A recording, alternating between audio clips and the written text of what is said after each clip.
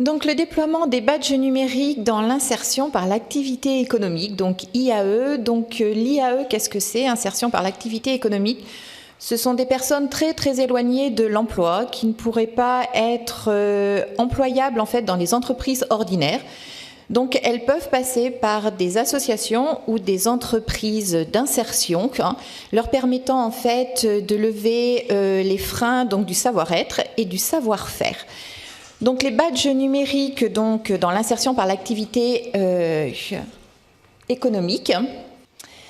Donc l'expérimentation a commencé au mois de novembre 2019, donc en Centre Val-de-Loire. Donc c'est-à-dire là on est à 35 mois en fait de l'expérimentation.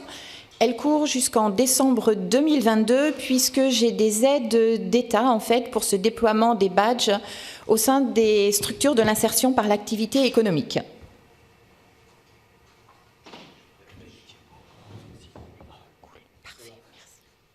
C'est un travail d'équipe. On peut passer.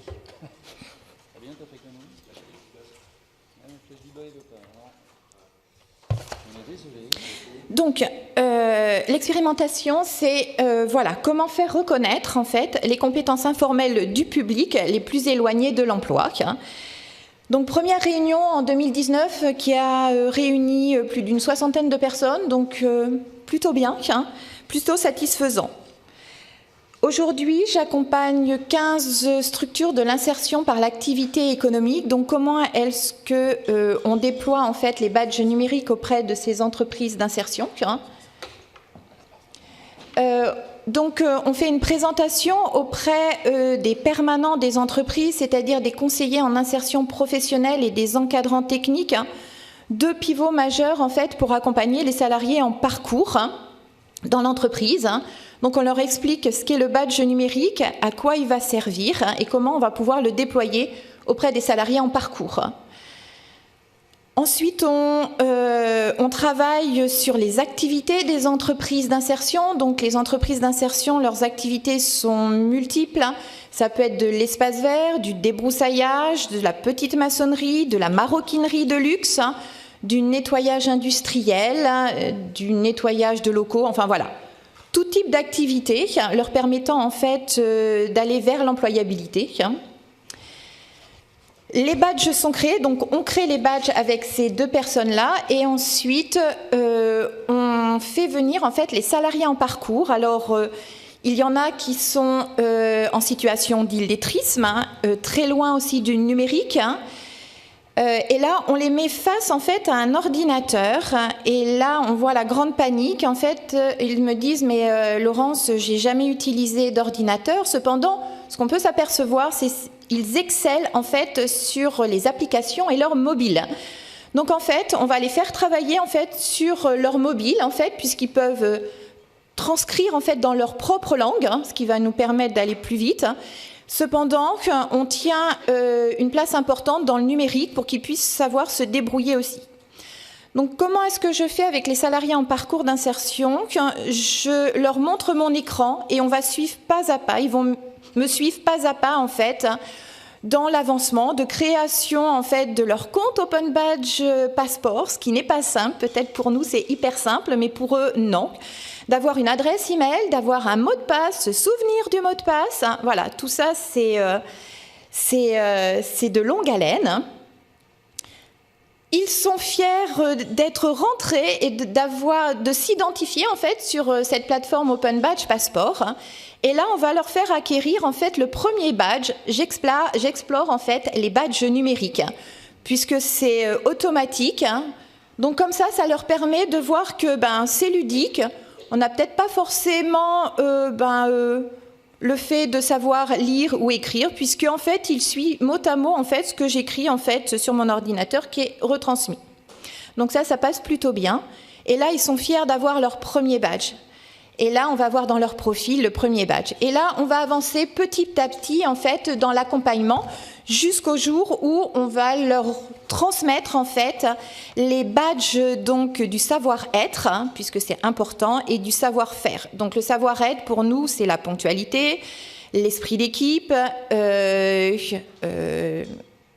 Oui, ponctualité, esprit d'équipe, savoir être auprès d'une hiérarchie, etc.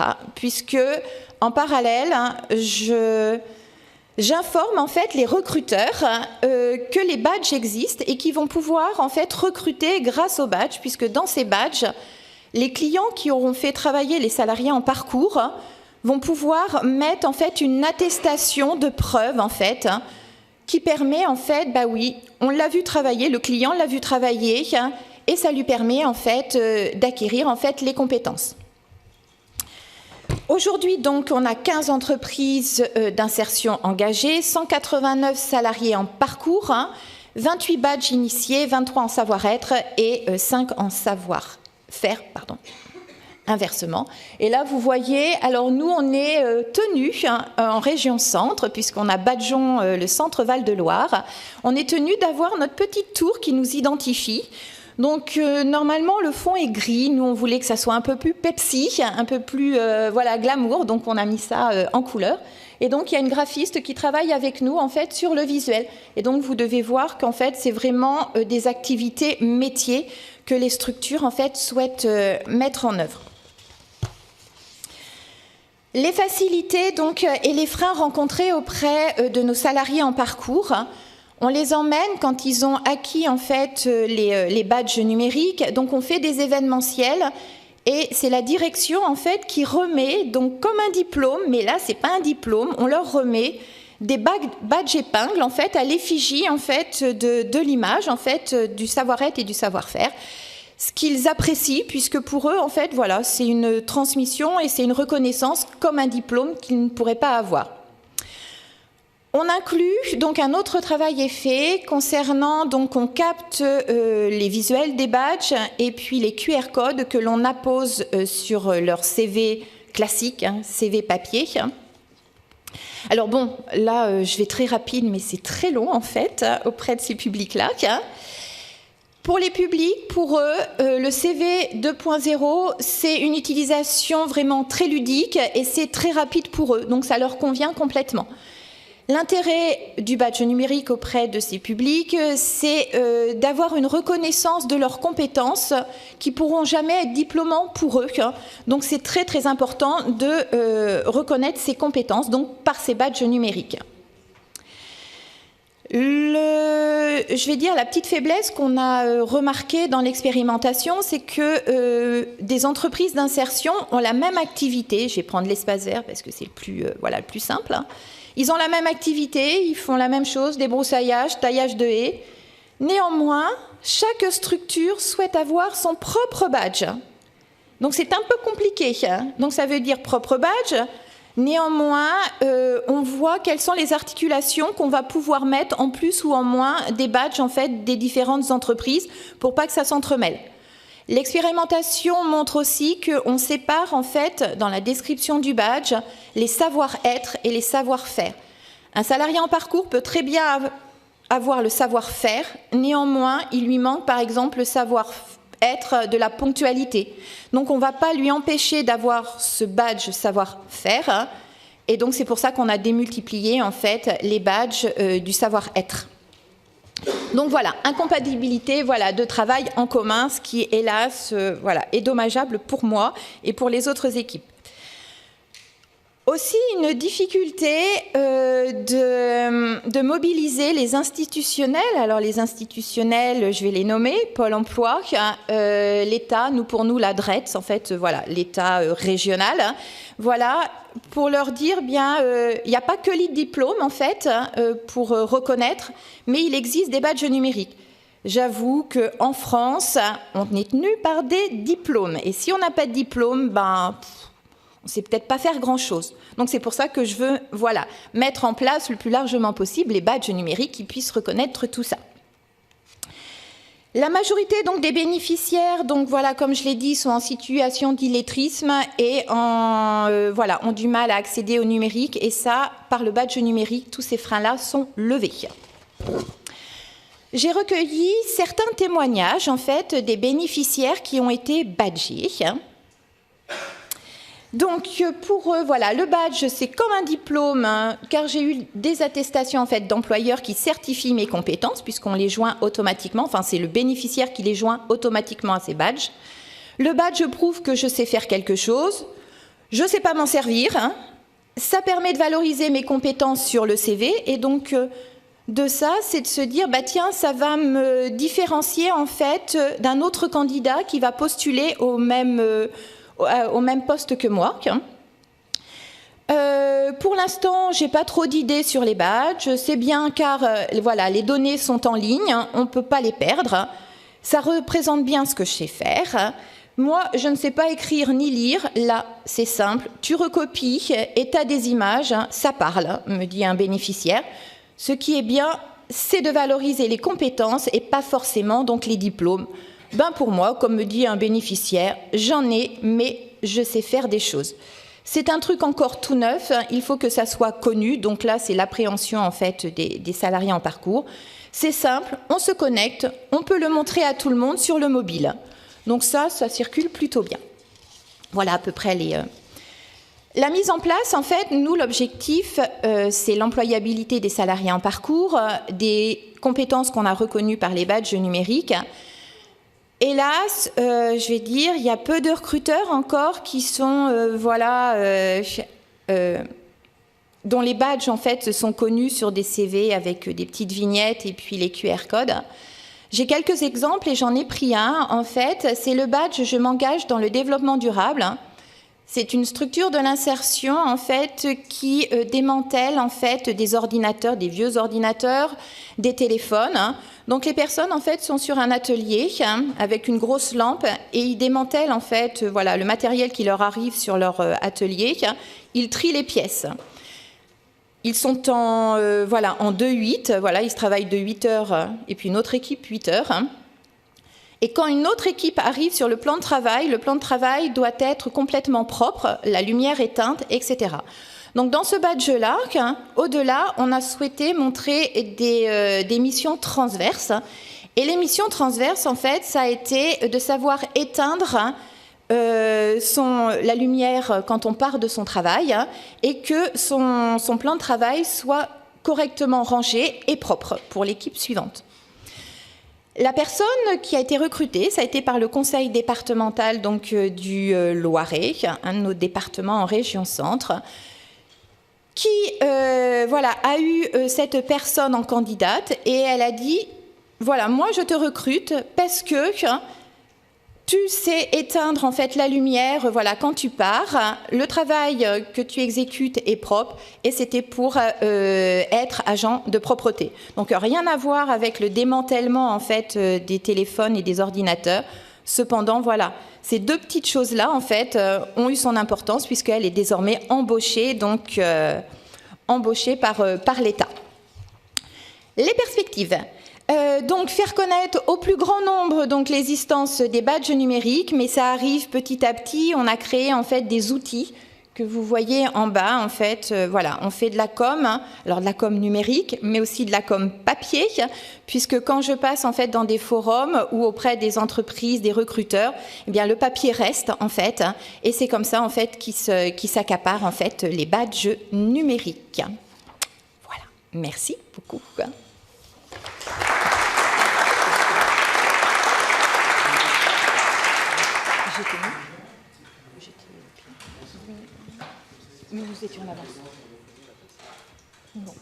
Merci beaucoup Laurence. On prendra les questions à la fin, puisqu'il y aura la table ronde qui permettra de revenir. Vous pouvez vous asseoir. Voilà. Il y aura la table ronde qui permettra de revenir sur les présentations de chacun. Donc c'est une table ronde sur... Non, c'est bien. On peut mettre Hazel, la présentation d'Hazel. Voilà. Donc c'est une table ronde qui va discuter de la question de comment reconnaître les soft skills et aussi les compétences entrepreneuriales. Donc nous avons on va continuer d'introduire cette table ronde avec une présentation de Hazel de Bantigny Éducation qui travaille sur le projet Entrecomp Europe et qui va... C'est une très rapide introduction. Voilà, Hazel. et après on introduit le sujet des soft skills. Okay. So,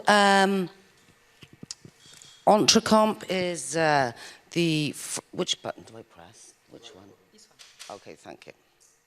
This is the Entrecomp framework, and a lot of all our work is linked to competence frameworks, and very often for educators who have subjects to teach, they're not very familiar with this competence-based approach or the transversal nature of these competences. So we needed to find a way to show people what Entrecomp is in action, what it looks like. We also are very passionate about Entrecomp, and we believe that this framework offers great value for everybody, for all learners. So we're very keen to share the framework with people and to encourage them to use it, to try and use aspects of it for their learners. So as a result of that, when we were working with educators, they didn't know how to assess these competences or what these competences might look like in action. So this really was a perfect opportunity to use open recognition approaches to share and demonstrate these competences in action. We are also very passionate about assessment as learning, in the same way that we want our learners to be active and we want active learning. We believe the same for assessment, that we want to invite learners to learn more by participating actively in the design of assessment, moderation of assessment, standardization, making the decisions and the judgments associated with it, with that. And also, we tend to work with groups who do not have easy access to formal education, so they need something different. And also, all our experience shows that you cannot assess these competences effectively in formal traditional examinations or in tests. You know, we need a new way. And of course, for entrepreneurial competence, there is the element of creativity and innovation. So we want to encourage people, we want to build confidence, we want to engage people. So we felt that open recognition was an excellent way to do this. One sec. So, with the help of our good friend, we developed some badges. So if I could show you the video. Excuse me, can you click on the video link, please? I've got to show you the link because my colleague made this video yesterday for you. So I have to show it to you very quickly. It's very, very short.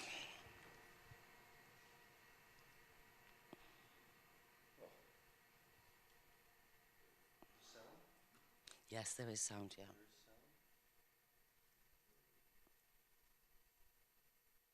So these are the different badges we've created. Oh. Okay, thank you.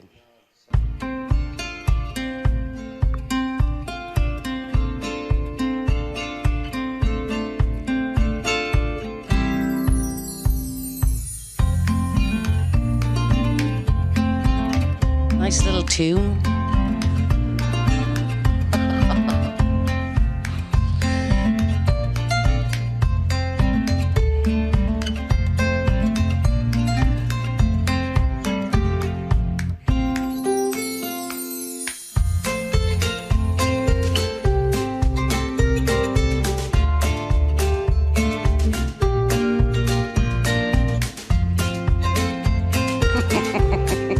Good for a Friday morning, yeah?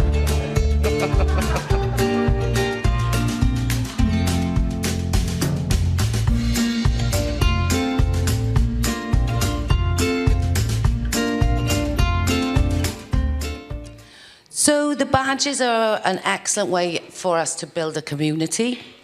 And we have developed 4 badges to create a scaffold, if you like. So the supporter badge is an open invitation. Come and join us, find something out. Are you interested in Entrecomp? Get yourself a supporter badge. And that way, then you are invited to become a member of the community. and the different sort of the different roles within that community then, or different levels, very loosely, if you like, are there to inspire people to go further with their Entrecomp practice. So the supporter badge is very open.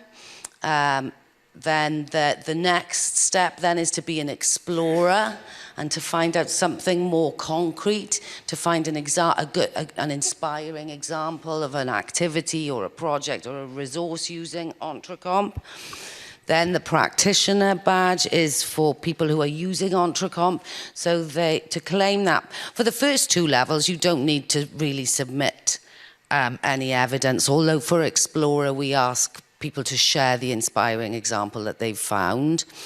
For practitioner, we ask for the submission of 2 practices with an evaluation to prove that you are using Entrecomp in different places, or to recognize the fact that you are using Entrecomp for different purposes in different contexts. And then the sort of ultimate goal, if you like, or aspiration, is the Entrecomp Champion Badge, where you're championing the use of Entrecomp and disseminating it with enthusiasm around the place and transforming learning for people. So part of the reason for this is, if I'm a supporter, I can connect with an explorer and see what they're doing for inspiration. So it's very open and transparent. I can see exactly what these different labels mean, if you like, but I can also use them as a scaffold to take my own practice further. So what we really like about sharing evidence to sort of underpin these badges is anybody who wants to know, what is Entrecomp? Well, you can see how people use Entrecomp and what it looks like and what the impact of using Entrecomp is. So, yes, hang on one sec, next slide, sorry. So, yes, we created a very simple diagnostic, which is a very quick survey, which can, so if you weren't sure which badge you were to apply for, it'll guide you and signpost the badge that you might want to apply for. And then you submit an application. You'll also notice that you can apply for a badge as an individual, or you can apply for a badge as an organization. And we want this to be a self-sustaining, peer-to-peer, technology-enabled ecosystem. And it's really continuing professional development or professional learning for educators, where educators can come together, learn from each other, share, celebrate, and recognize each other. So we're very excited about its potential. Oh, right. Oh, yes, because, yes. So this is turning ideas into action. That's sort of at the heart of entrepreneurship, but also creating value for others. And it's very difficult to capture those more emotive aspects of learning. You know, the things, the passion of learning, the fear of learning, the challenge of learning. We don't get a good sense of those things from formal high-stakes qualifications, whereas open badges are so much more open and can be used in personal and creative ways. Okay. Now, I did have a slide which had a QR code on, because I would encourage you, I would invite you in the first instance, but encourage you to claim a supporter badge if you are interested, to become a part of our community, to learn more about Entrecomp, and to be inspired by other people's examples and evidence that they've shared. So at some point, I'll have to find the QR code for you so that you'll be able to claim a badge. Yes, because I thought it was on the presentation. So, yes. Yes, thank you, Hazel. So, presentation of Hazel was about entrepreneurial competencies, to recognize entrepreneurial competencies. Then we're going to speak about soft skills, and then I'll come back to both set of competencies. So, please, Muriel, you will be speaking about soft skills. En français. Donc je retiens l'idée de transformer l'idée en action, et nous ce qu'on essaye de faire c'est plutôt de transformer l'action en récit de façon à ce qu'on comprenne ce qu'on fait. On part plutôt nous des situations réelles et notamment des situations de travail avec l'idée qu'il faut réussir à communiquer sur ces situations de travail, alors notamment parce qu'on accompagne des personnes qui sont parfois sans travail, et du coup ça peut être aussi des situations d'activité. Donc on est allé voir les employeurs et on leur a demandé, comme tout le monde, voilà, de quelles compétences vous avez besoin. Et c'est assez intéressant, c'est qu'ils ne savent absolument pas de quoi on parle, en fait. Déjà, ils ne sont pas très au clair sur ce qu'est une compétence. Et en plus, effectivement, si on doit parler de soft skills, la notion de soft skills, on a pris cette notion comme ça. Et ça a apporté beaucoup de flou, parce que je suppose que ça a une signification très précise en anglais. En France, on en a fait un truc qui est beaucoup sur LinkedIn, où c'est un mélange de compétences, qui est l'articulation effectivement de savoir, de savoir-faire, de savoir-être, qui ne se séparent pas, qui sont toujours ensemble pour agir, mais aussi avec des choses qui sont plus liées à des traits de personnalité, voilà, aussi des éléments de motivation. Voilà, c'est un peu un bazar. Et du coup, quand on parle d'évaluation des soft skills et de reconnaissance des soft skills, sur LinkedIn ou dans certaines conférences, eh bien, il y en a qui disent on peut faire des tests. Et là, du coup, on sort des tests de personnalité. Mais non, pourquoi? Et du coup, on est allé voir avec les employeurs voilà, comment on peut analyser cette notion et qu'est-ce qu'on en fait. C'est de plus en plus flou. En France, on est passé de la notion de qualification, du diplôme, bien entendu qu'on a beaucoup critiqué, et du coup, on ne va pas... à la notion de compétence, ça a déjà amené du flou, parce que ça a surtout amené de la subjectivité, qui peut être super intéressante, et en même temps... Pour les salariés, c'est difficile parce que du coup, c'est le manager qui décide qui est compétent, qui n'est pas compétent. Et là, avec la notion de soft skills, on avait monté encore une marche supplémentaire. Et du coup, on s'est interrogé sur mais pourquoi on est sur des concepts de plus en plus flous. Et en fait, à un moment donné, en discutant avec quelqu'un, on s'est dit ok, mais en fait, c'est exprès. L'intérêt, c'est que ce soit flou. Et je pense que les entreprises sont intéressées par le fait que ce soit flou, mais aussi tout le monde. Et pourquoi cet intérêt? Enfin, moi, je l'ai transformé, en fait, parce que fallait que je trouve moyen de travailler avec cette notion-là. Ce qu'on s'est dit, c'est que, enfin, la façon dont du coup on le traite nous aujourd'hui, c'est que le travailleur, par rapport à sa situation, il est dans une forme de régulation autonome. C'est-à-dire, il n'a pas besoin de mettre de récit. Il est seul avec son activité, avec sa machine, avec voilà. Il travaille la matière, quelque chose, et voilà. Et il y arrive très bien tout seul, sans avoir besoin de communiquer sur ce qu'il fait, etc. L'entreprise là-dessus, et beaucoup de personnes, l'institution en général, met là-dessus de la régulation de contrôle. Voilà, c'est comme ça qu'il faut faire. C'est la fiche de poste, c'est comme ça que cette machine se construit, se conduit, voilà comment. Et là, on est dans le référentiel. Voilà, c'est exactement, c'est blanc ou noir, c'est pas gris, etc. Et finalement, le travail, il se fait entre les deux. C'est-à-dire, ils prennent cette prescription, mais on sait bien que s'ils suivent cette prescription à la lettre, le travail il ne se fait pas. Ce n'est pas possible de travailler comme ça. Du coup, ils mettent de la régulation autonome. Et la façon dont on a analysé cette histoire de soft skills et le récit qu'on voulait faire du travail, c'était de se dire finalement, on va essayer d'introduire quelque chose qui soit de l'ordre de l'intersubjectivité. C'est-à-dire chacun apporte sa régulation autonome et on essaie de construire quelque chose, un récit collectif.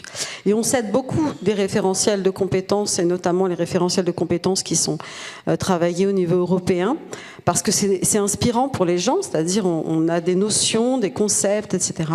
Et après, en situation de travail, en contexte, on dit « Ok, qu'est-ce que c'est que ça ?» Voilà. C'est quoi travailler en équipe pour vous, là, aujourd'hui, dans cet atelier, entre Marcel, Robert, Lucie et peu importe qui, Dimitri, Charlène, Juliette. Voilà, c'est quoi travailler aujourd'hui dans cet atelier avec cette notion-là, on en fait quoi? Et c'est sur cette condition-là, finalement, c'est sur ce récit collectif qu'on construit la reconnaissance.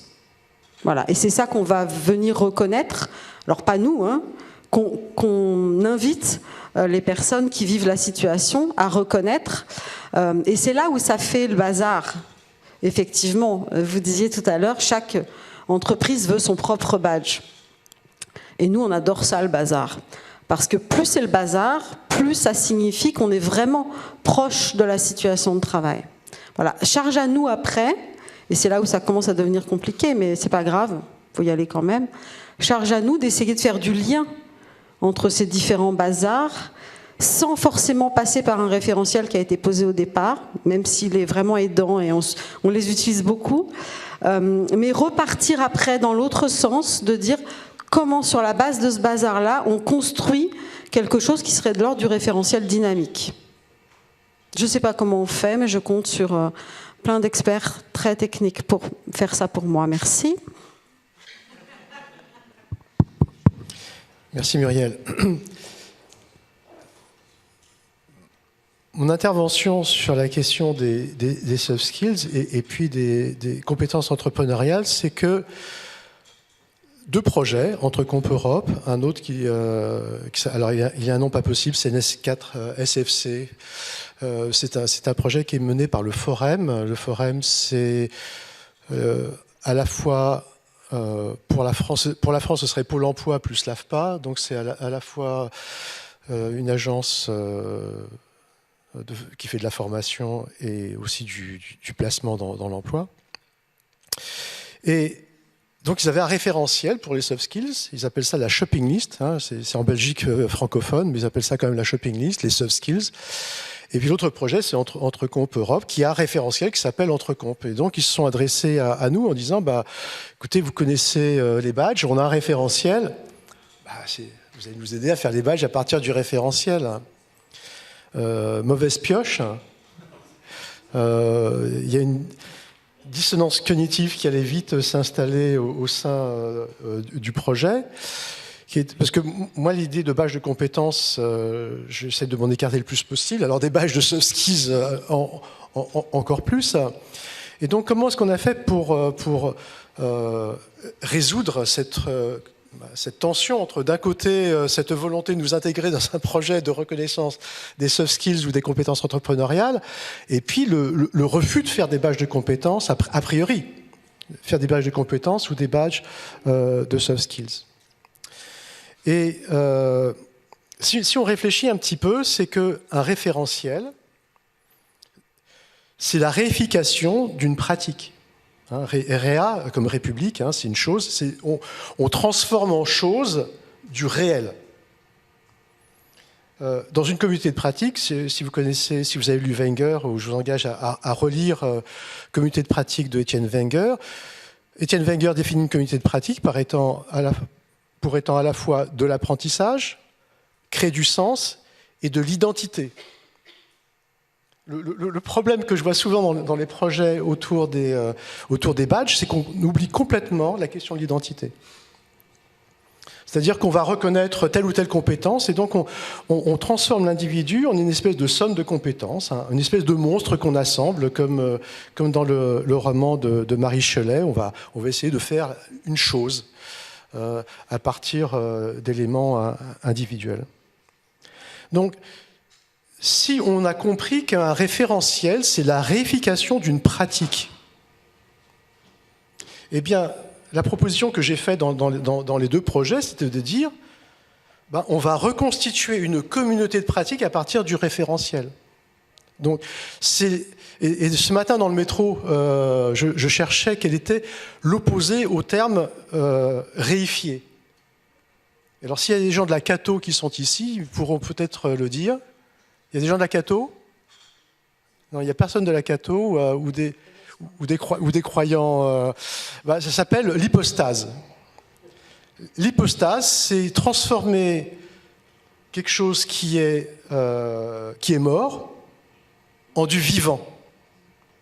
Et donc, typiquement, un référentiel, c'est mort. C'est une chose. Donc comment est-ce qu'on fait pour créer du vivant à partir du mort? Eh bien, c'est ce qu'on essaye de faire dans les projets. C'est-à-dire qu'à partir du référentiel, on recrée une communauté qui est une communauté d'entrepreneurs ou qui est une communauté qui travaille sur la question des soft skills. Alors, communauté d'entrepreneurs, c'est assez facile à imaginer. Sur la question des soft skills, eh bien, la proposition qui a été faite était la suivante, c'était de dire nous sommes une communauté de pratique qui va réfléchir sur l'importance des soft skills dans l'intégration professionnelle et sociale.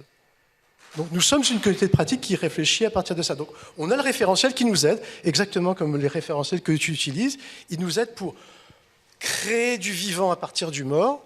Et du coup, au lieu d'avoir, il y avait la Chopinix, elle avait 27 soft skills. Et donc aussi dans la discussion que nous avons, et il y a combien de 45. Donc il y a 45 compétences dans Entrecomp. Et vous avez vu que nous sommes arrivés à une économie de badges. Il y a 5 badges aujourd'hui, 4 badges, 5 badges. How many badges? 8 altogether, 4 individual, 4 organizations. Oui. Donc il y a 4 badges pour les organisations, 4 badges pour les personnes. Vous voyez, on est passé d'une économie de 45 badges, de 27 dans l'autre cas, simple.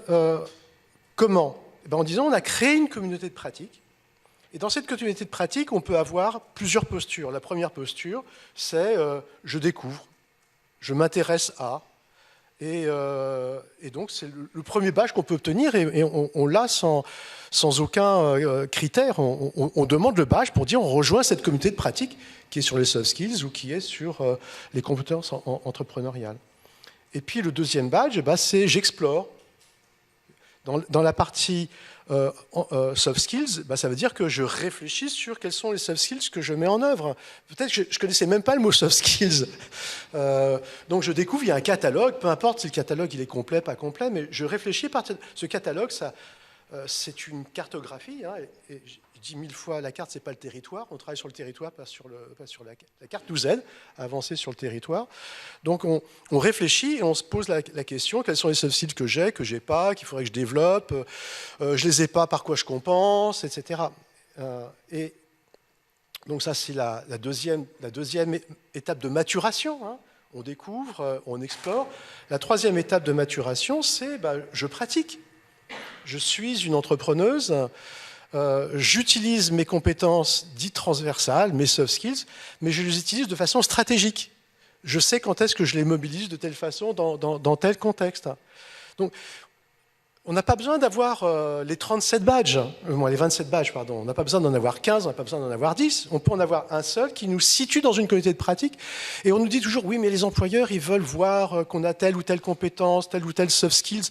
Mais c'est beaucoup plus important pour un employeur d'avoir quelqu'un qui a réfléchi sur quels sont les soft skills que je mets en œuvre, alors je dis je stratégise, excusez-moi, c'est un anglicisme, je n'ai pas trouvé encore le verbe français qui... j'exploite de façon stratégique les compétences que j'ai. Et là, il y a vraiment une économie à faire. Et donc, et ce qui est intéressant dans les approches qu'on a développées, et on se retrouve là, c'est de dire on repart de la communauté de pratique. On se resitue là où ça se passe, où sont les vrais gens. Et on oublie l'abstraction du référentiel, qui est c'est utile. Hein. Étienne Wenger explique très très bien que dans une communauté de pratique, la réification est quelque chose de tout à fait normal.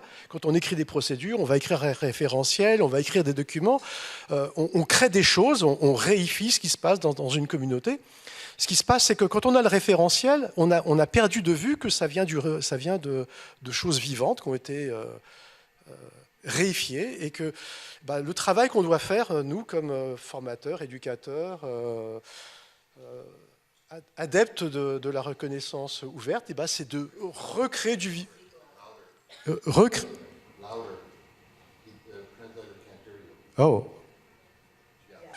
Ouais.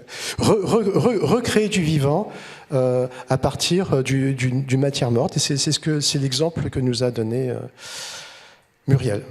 Voilà, c'était... donc si vous avez appris un nouveau mot, c'est hypostase. Je l'avais entendu il y a très très longtemps dans les cours de religion, mais ça peut être un terme extrêmement utilisé. On parle beaucoup de réification. Si on lit Axel Honneth, il parle de la réification comme étant la réification de l'individu qui devient une chose dans la société dans laquelle nous sommes. Et ben, recréons du vivant à partir de la chose.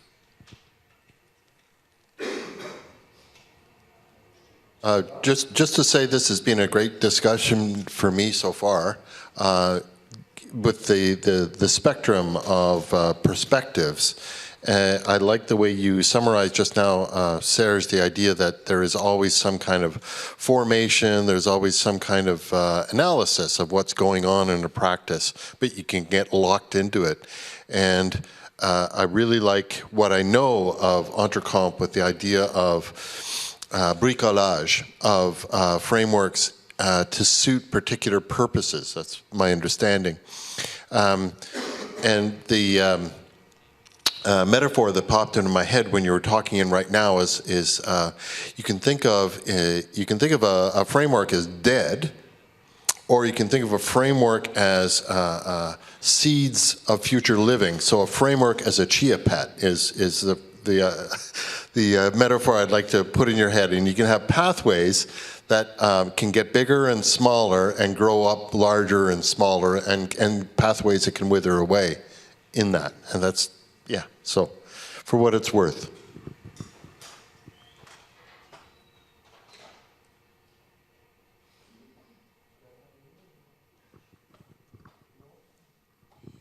From looking at what you've been saying, what happens in an academic environment is you look at context and then you understand how to decontextualize in order to generalize an approach.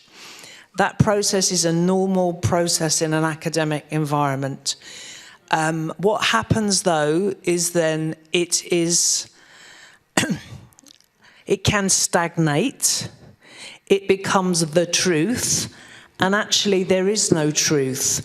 What there is a series of contexts that are living and future, taking on what Don just said, where that framework or whatever is used has to be big enough or constructed like an envelope to be able to put different content, different people, different purposes, and different places. And that's what we have used in CLOC, is to try and make that framework not only deal with one sector, but with every sector, but putting the people who are the sector experts to contextualize the framework, because it's their industry and they have the expertise of what's happening right now. They are practitioners, and what they are training people to be is savoir-être, not savoir or savoir-faire.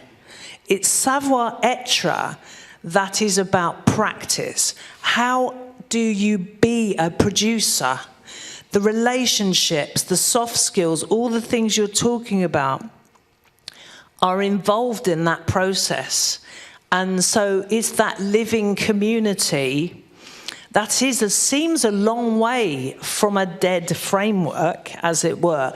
But that framework has to be a tool that can be contextualized, personalized, communityized. I don't even know if there's a word for community-izing. We gave clockify, we use, so it's like communitize. Because it's the ownership of that framework and the value that is put in that framework that then makes it valuable across these different sectors. I don't know, you know, in terms of language. I think that's one of the things that we really like about this ecosystem with Entrecomp and the open recognition, is because there's evidence that sits behind it. And these people are working in very different contexts, at very different levels. You know, we've got postgraduate qualifications underpinned by Entrecomp, and we've got access courses. And sort of pre-entry, really. You know, you can use Entrecomp with all levels. So what's really inspiring and exciting about it is the examples that sit behind the badges are very diverse, rich and diverse. And so people can access those for inspiration to see what specifics from this context might be exciting to put, you know, to draw into another. And that's the danger of a framework, because if you just look at it on its own, you just go, like, to be blunt, what the fuck is that? Yeah. Actually, those case studies are what bring that living energy. And I think the danger in an academic environment is the emphasis is on being able to use something as a model to push forward. But really the emphasis needs to be on inclusion and a range of people bringing that to life in their own community, in their own way, for their own purposes. And that's what's great about badges, because I'm a stakeholder in a community or I've published papers, back to this case study with a hydro bid. So, you know, I think they're hugely powerful tools, but if you keep them decontextualized, you have literally neutralized them, and that's of no value, I think. Thank you. Yes, neutered even. Yeah. But one more thing about Entrecomp. Non, je parle en français. Une chose de plus à propos d'Entrecomp. C'est que j'ai parlé d'hypostase, je vais parler encore de péché cette fois-ci. Le péché originel qu'on a quand on a un référentiel de compétences, c'est qu'on dit, et c'était le péché que j'ai vu en premier, ça m'a sauté aux yeux quand on a commencé à travailler ensemble, c'est qu'on reconnaissait la compétence créativité. Donc, la personne était créative, on va lui donner un badge créatif. C'est dans le référentiel. Et donc, comme je vous l'ai dit, je ne suis pas un très chaud partisan des badges de compétences. Et donc, une compétence se reconnaît à travers une pratique. Donc, quelle est la pratique qu'on veut reconnaître dans Entrecomp ? On veut reconnaître une pratique entrepreneuriale. Donc, si on veut reconnaître la créativité, par rapport au référentiel Entrecomp, je ne dis pas de façon générale, ça veut dire que la personne s'est engagée dans une pratique entrepreneuriale. Et ce qui m'a sauvé la mise dans le projet, c'est que si on regarde le référentiel Entrecomp, il est organisé en 3 domaines. Les idées ou les opportunités, les ressources et la mise en action.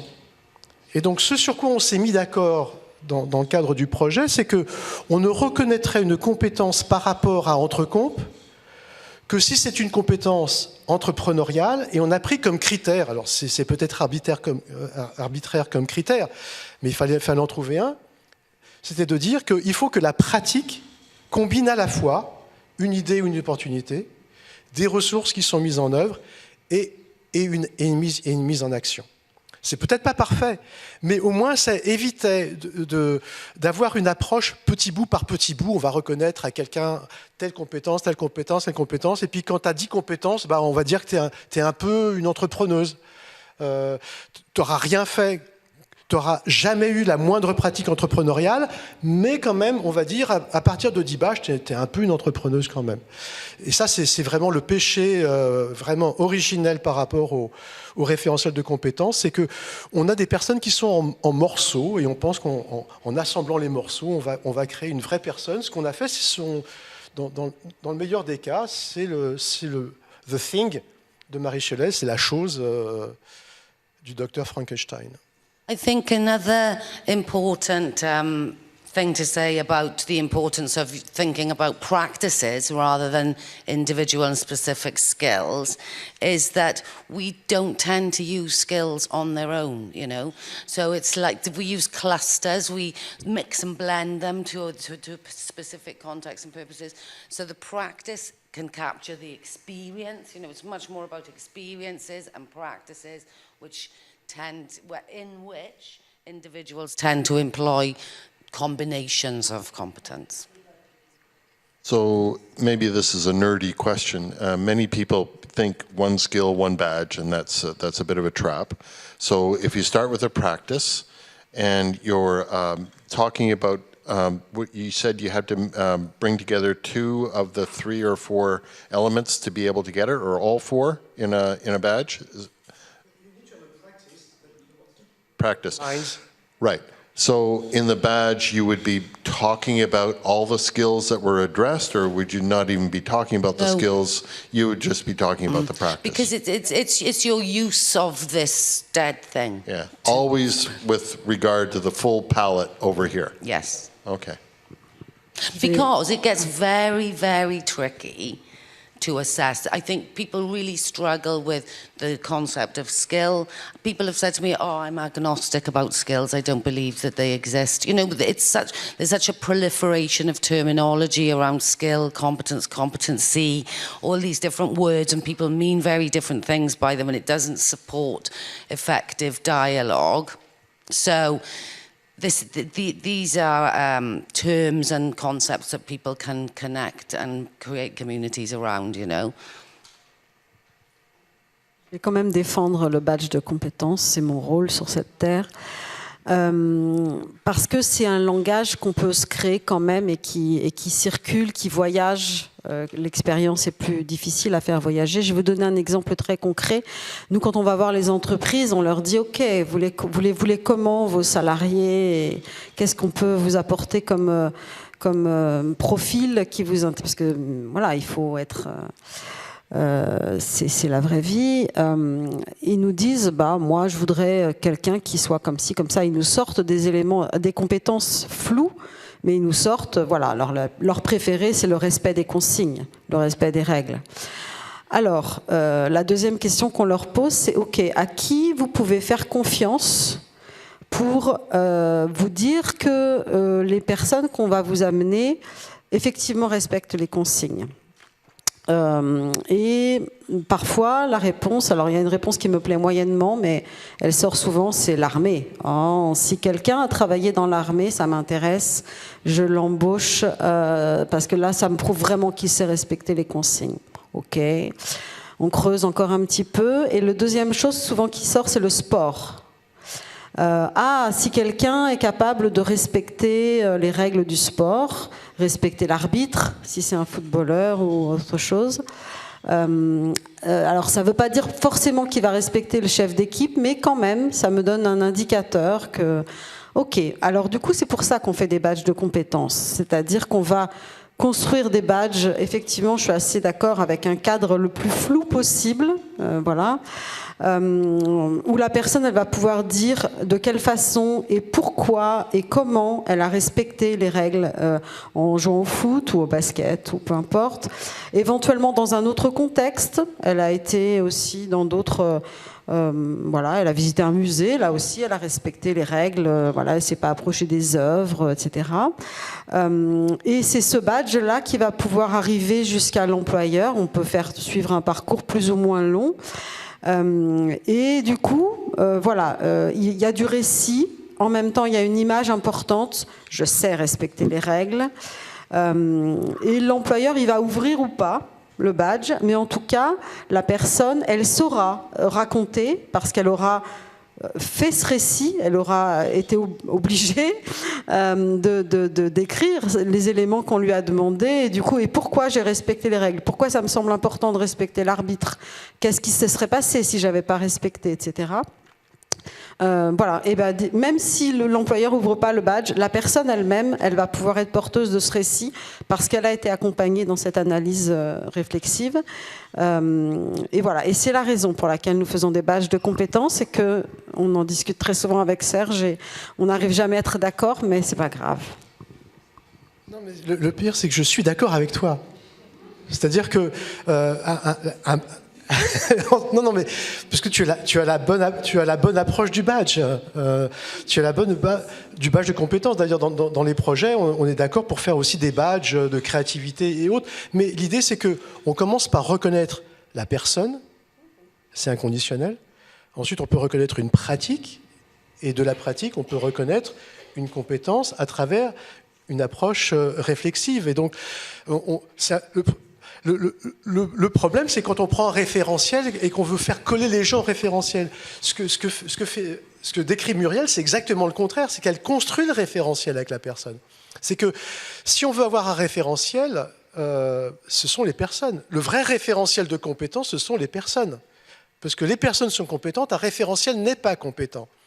Donc, moi, je milite, on a un projet avec Julie, avec Open Skill Network aux États-Unis, où on est en train de travailler sur un référentiel de compétences, sur des outils, voilà.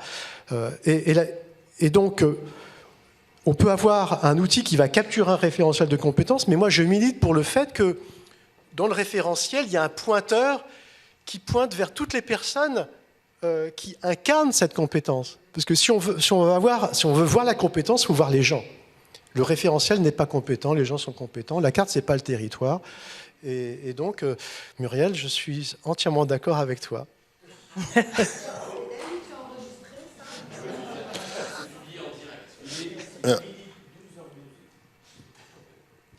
I would say that following the rules is a practice, and the practice might involve several skills. It might involve a cluster of skills, being able to listen, being able to predict what the rule would be, maybe in a situation that would be more vague. So I think you're in agreement. This is a bit like that other argument we had. Thanks you, Mike. Can I just add in, I think, just to mirror some of the things, because I think in CLOC, working with employers and contractors, they put almost like 4 skills streams. So the skills streams were, one of them was practice, whatever the practice is. One of them was enterprise. How do you monetize and value and push and promote what you do? So creative enterprise, those business models of different industries. The third one is much more about sharing knowledge and skills, and that's the ability to engage in peer-to-peer learning in a spiral of development, if you get the picture. And the fourth one is this developing social potential, which is not externalizing the costs of what you're doing to the commons. So don't burn your staff out, don't burn yourself out. Understand well-being, understand how to include. But the 2 things I wanted to just throw in were the sense of time. So one thing is time. In different industries, time serves different purposes, and your relationship to time. In communities, that's also true. Culture is one of the key aspects of moving into any context. And so a generic rule system doesn't work in culture. It's got to be free enough to be able to move into different culture spaces, multicultural spaces, and so on. But the real point I'm trying to make with this very long-winded kind of comment is that in education, we bloody unitize everything. And that completely destroys any sense of a journey, any sense of progression. And it's a tick box mentality. Right, done that. I know everything about soft skills now, so don't need to bother. And it's like, it is that image we need to completely move away from. And personally, micro-credentials as a model is unitized. Open badges can be unitized in exactly the same way. For God's sake, let's not fucking unitize it. It's like it's a process and a journey, and we want people to come with us. We want them to take each other. We want them to include this journey. It never stops. I won't stop learning until I'm dead, and even then I'm not sure.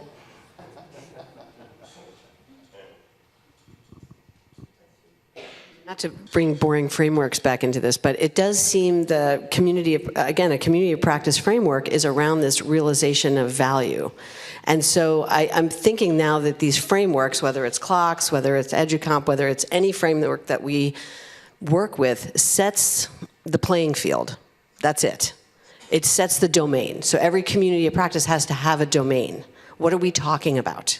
So in this case, it's soft skills. It's going to look different everywhere. And so those value cycles are potential value, like immediate value, potential value, realized value. And then the ultimate is kind of transformative, that based on this curiosity, I'm now reframing the way that I look at the problem altogether, and that's because of the practices that the community came to be. So it's inherent that the practices have to be highlighted.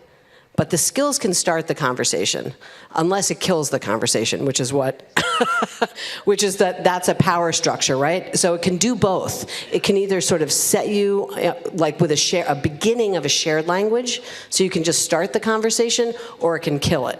I mean, it really can go either way, but it has to just, again, be grounded in practice. Yeah.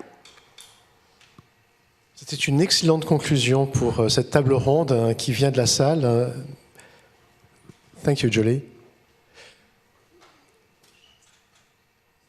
So, maybe a last one. Yeah. Vous avez été très sage. Oui, je garde le mot pour la fin. Concernant nos entreprises d'insertion, le recrutement en fait des personnes qui sont très éloignées de l'emploi, donc qui sont désociabilisées, donc il faut les remettre en fait au goût. Et donc, en reconnaissant leurs compétences, donc nous, savoir-être, donc soft skills, ou savoir-faire, en fait, on s'aperçoit que ça leur redonne une estime de soi. Et ça, c'est, je pense, déjà quelque chose de gagnant-gagnant dans les badges numériques. Pour nos publics, je parle. Mais peut-être pas que. Mot de la fin ?